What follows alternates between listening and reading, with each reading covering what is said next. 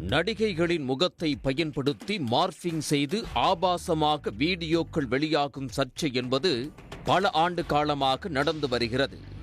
தொழில்நுட்பம் வளர வளர உண்மை என நம்பும் வகையில் ஆர்டிபிஷியல் இன்டெலிஜென்ஸ் தொழில்நுட்பங்களை பயன்படுத்தி நடிகைகளின் ஆபாச வீடியோக்கள் தற்போது சமூக வலைதளங்களில் வெளியாகி பரவி வருகின்றன. ஏற்கனவே கடந்த சில தினங்களுக்கு முன்பு சின்னத்திரை நடிகை ஒருவரின் ஆபாச வீடியோ வெளிவந்து பெரும் பரபரப்பை ஏற்படுத்தியது. அது போலியான வீடியோ என்று நடிகையின் தரப்பில் கூறப்பட்டது. இந்த சர்ச்சை முடிவதற்குள் மீண்டும் பிரபல நடிகை கிரணின் ஆபாச வீடியோ வெளியானதாக சமூக வலைதளங்களில் பேசப்பட்டது. இதனால் அதிர்ச்சி அடைந்த நடிகை கிரண் போலீசில் புகார் அளித்துள்ளார். தமிழ் திரையுலகில் ஜெமினி படத்தின் மூலம் நடிகையாக அறிமுகமானவர் கிரண் ரத்தோர். விக்ரம் கதாநாயகனாக நடித்து கடந்த 2002ஆம் ஆண்டு ஜெமினி படம் வெளியாகி ரசிகர்கள் மத்தியில் நல்ல வரவேற்பை பெற்றிருந்தது. முதல் படமே ஹிட்டானதால் கிரணுக்கு அடுத்தடுத்து பட வாய்ப்புகள் கிடைக்கத் தொடங்கியது.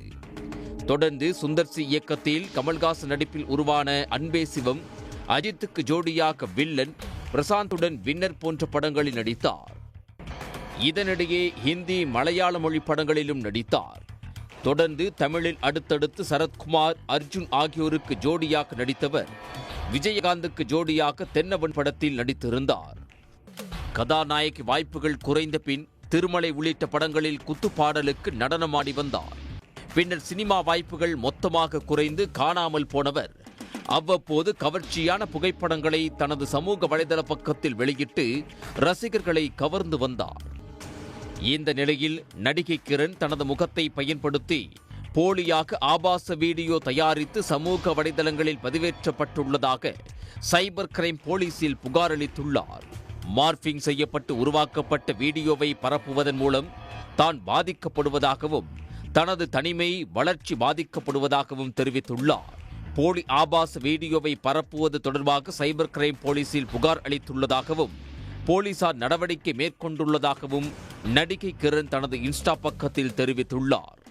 உண்மையோ பொய்யோ, ஆபாச வீடியோவை ஷேர் மற்றும் டவுன்லோட் செய்து பரப்புவது சட்டப்படி குற்றம் எனவும் குறிப்பிட்டுள்ளார். பொறுப்புடன் செயல்படுமாறும், வீடியோ வந்தால் புகார் அளிக்கும்படியும் யாருக்கும் பகிர வேண்டாம் எனவும் நடிகை கிரண் தெரிவித்துள்ளார். இதுபோன்று மார்பிங் வீடியோவின் ஆபத்து குறித்தும் சைபர் புல்லிங் குறித்தும் விழிப்புணர்வு ஏற்படுத்த வேண்டும் என நடிகை கிரண் கோரிக்கை விடுத்துள்ளார். உடனுக்குடன் செய்திகளை தெரிந்து கொள்ள சன் நியூஸ் பெல் ஐகானை கிளிக் பண்ணுங்க.